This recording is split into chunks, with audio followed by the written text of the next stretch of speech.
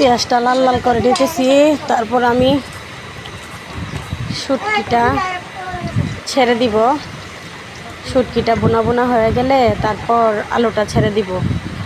আজকে একটু শুটকি ভাজি করব। আলু দিয়ে শুটকি ভাজি করলে অনেক ভালো লাগে। আলু দিয়ে শুটকি ভাজিটা আমরা অনেক পছন্দ। তাছাড়া 2-3 দিন মাছ খাইলে তারপরে আর মাছ খেতে ইচ্ছে করে না। একটু শুটকি খাইলে ভালো লাগে, আবার ফাঁকে আবার মাছ খাইলে ভালো লাগে। এক লাগা মাছ ভালো লাগে না, এক লাগা মাংসও ভালো লাগে না।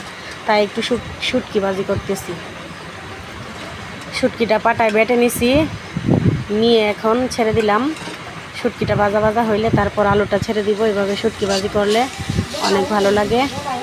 আর ফেসবুকে তো গাইডলাইনের অভাব নাই, হাতুড়ি ডাক্তারের অভাব নাই।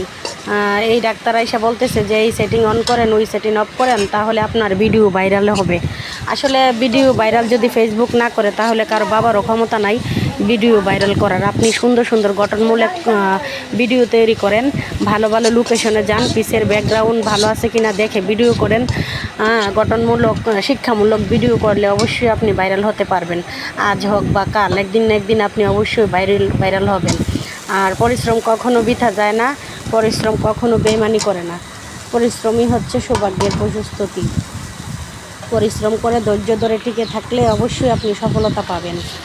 আর এমনও কিছু কন্টেন্ট ক্রিয়েটাররা আছে, কিছুদিন ভিডিও করার পর ধৈর্যহারা হয়ে তারপরে ভিডিও করা বন্ধ করে দেয়, পোস্ট করা বন্ধ করে দেয়। তো আশা করি যারা দীর্ঘদিন ধরে লেগে আছেন, বাকি জীবনও লেগে থাকবেন, একদিন না একদিন সফলতা অবশ্যই পাবেন। সফলতা পাওয়ার আগ পর্যন্ত কিন্তু অপমানের সঙ্গে থাকে। ঘরের মানুষ অপমান করে, বাইরের মানুষ অপমান করে, বিভিন্ন সমালোচনা করে, বিভিন্ন ধরনের মন্তব্য